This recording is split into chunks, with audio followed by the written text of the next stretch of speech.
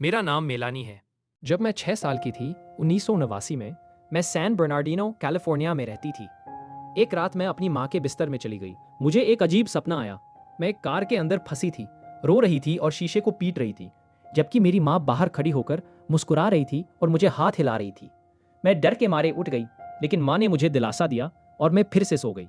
1 साल बाद मैं अपने भाई बहनों के साथ वॉशिंगटन यात्रा पर थी। जब मैं विमान में चढ़ रही थी, मैंने पीछे देखा। मेरी माँ मुस्कुरा रही थी और मुझे हाथ हिला रही थी, बिल्कुल मेरे सपने की तरह। मेरे अंदर कुछ अजीब सा महसूस हुआ। मेरे 7वें जन्मदिन के कुछ दिन बाद मेरे चाचा ने हमें बैठाया और बताया कि मेरी माँ अब हमारे बीच नहीं रही। माँ एक कार दुर्घटना में चली गई। वह दिन मैं कभी नहीं भूल सकती। आज भी मैं उन्हीं के सपनों में मुस्कुराते और हाथ हिलाते देखती हूँ, जैसे वह मुझे बता रही है कि वह हमेशा मेरे पास रहेंगी। इसलिए कृपया अपनों को हमेशा प्यार करें। क्या पता कब आखिरी बार मिल रहे हों। जब माँ मुझे गर्भ में लिए हुई थी, उनकी दोस्त तान्या एक बड़े पेड़ के पास रहती थी, जहाँ कौवे अपना घोंसला बनाते थे। हर दोपहर एक कौवा उसकी खिड़की पर आकर उसे घूरता रहता। दयालु होकर वो उसे खिलाने लगी। यह उसकी रोज की आदत बन गई। लेकिन एक शाम नहाने के बाद उसने अपने लंबे काले बाल खुले छोड़ दिए और उसी रात सब कुछ बदल गया। उसे भूख लगी इतनी तीव्र कि वह खाना खाती ही रही। अगले दिन उसे तेज बुखार हो गया। फिर रात में वह घर में भटकने लगी। डॉक्टरों ने कहा यह स्लीप वॉकिंग है। एक दिन माँ ने देखा कई लोग तानिया को पकड़ने की कोशिश कर रहे थे। वह अजीब ताकत से चीख रही थी। तब एक पुजारी बुलाया गया। उसने प्रार्थना शुरू की। तभी उसकी आवाज अचानक गहरी और डरावनी हो गई। हम साथ हैं उसके अंदर। वो हमें खिलाती थी, अब वो हमारी है। पुजारी ने उन्हें निकाल दिया और तानिया को एक तावीज दिया, इसे कभी मत उतारना। सालों बाद तानिया की शादी हुई, लेकिन हर बार उसका गर्भपात हो गया। अब वे एक बच्चा गोद लेकर जी रहे हैं, पर अब भी हर रात खिड़की पर वही कौवे दिखाई देते हैं, उसे देखते हुए, उसका इंतजार करते हुए। जब मैं 4 साल का था, हम एक बड़े अपार्टमेंट में रहते थे, जिसकी गहराई में एक डार्क बेसमेंट था, जहां कपड़े धुलते थे। एक दिन माँ के साथ बेसमेंट गए और मेरे भाई खेल रहे थे। मैं अकेला अंधेरे गलियारे में चला गया। अचानक मैंने अपनी ही साइज के खूनी पैरों के निशान देखे, जिन्हें फॉलो करते हुए मैं एकदम कोने तक पहुंचा। वहां दीवार के पास 2 अजीब बच्चे दिखे, एक भूरा बालों वाला लड़का और एक सुनहरे बालों वाली लड़की। दोनों मेरी उम्र के थे, मगर अजीब और बेहद चुप। मैंने दूसरी ओर देखा, फिर जैसे ही दोबारा उनकी तरफ मुड़ा, वे दोनों गायब थे। मैं बहुत डर गया और लौट आया। कुछ ही दिन बाद लिफ्ट में भी वे बच्चे दिखे। मैंने पूछा, तुम्हारे मम्मी पापा कहाँ हैं? लेकिन वे गायब हो गए। घबराकर मैंने बिल्डिंग के चौकीदार को सारी बात बताई। उसने बताया इसी बिल्डिंग में एक परिवार था जिसमें माता पिता ने अपने सारे बच्चों को मार डाला था। वो मासूम आत्माएं अपने शरीर ढूंढती हुई इस जगह भटकती हैं। सालों बाद जब हम वहां से चले गए, तब भी कभी कभी सोचता हूं कि क्या उन बेचैन बच्चों को कभी सुकून मिला होगा। वे एक परफेक्ट छोटा सा परिवार थे।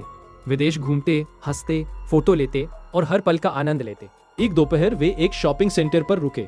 माँ ने कहा, बस 1 मिनट, और उन्होंने बच्चे को कार में ही छोड़ दिया। जब वे लौटे, बच्चा गायब था।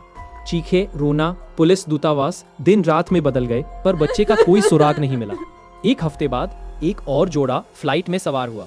पति गोद में सोए हुए बच्चे को झुला रहा था। तभी विमान थोड़ा हिला और एयर होस्टेस के हाथ से मैगजीन गिरकर बच्चे के सिर पर लगी। उसने माफी मांगी और कंबल उठाया, फिर जम गई। बच्चे की गर्दन टेढ़ी थी, बिल्कुल स्थिर।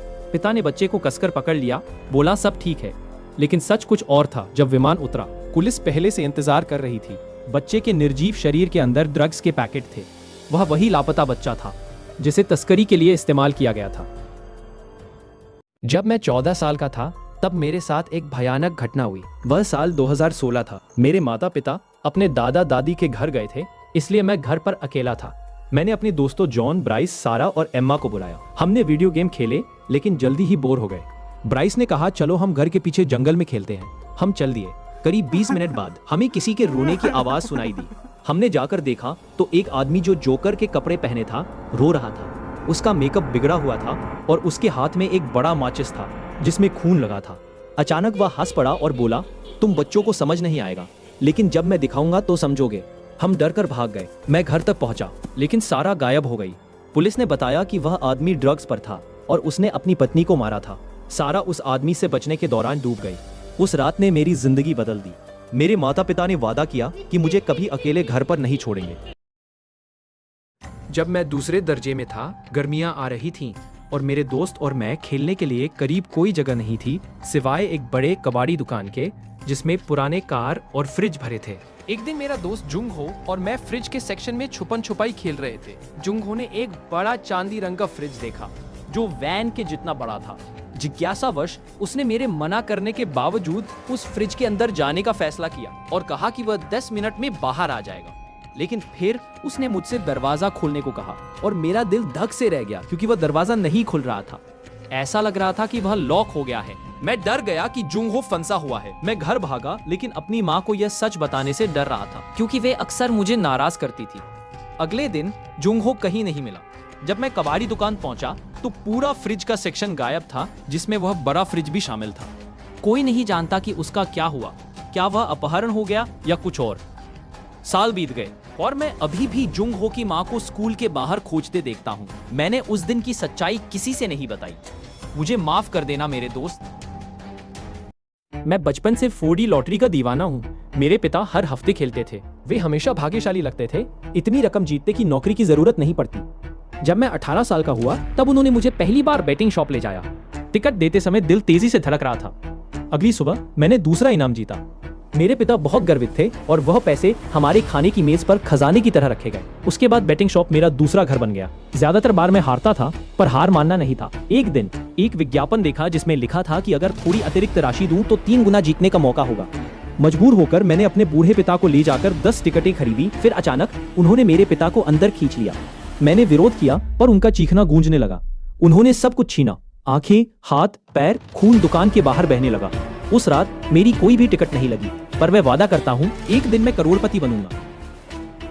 मैं अपने मोहल्ले में गुंडों से रोजाना परेशान रहता था।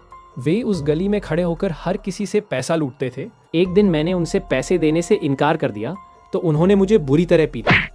मैं बहुत दुखी था और बदला लेने का मन बना लिया। फिर मुझे एक फ्लायर मिला जिस पर लिखा था, हम आपके बदले काला जादू करते हैं। जिज्ञासा में मैं उनके पास गया। अंदर स्केलेटन्स लगे थे जो जैसे जीवित लग रहे थे। एक आदमी ने मुझे राक्षसों की एक सूची दी जिन्हें मैं बुला सकता था।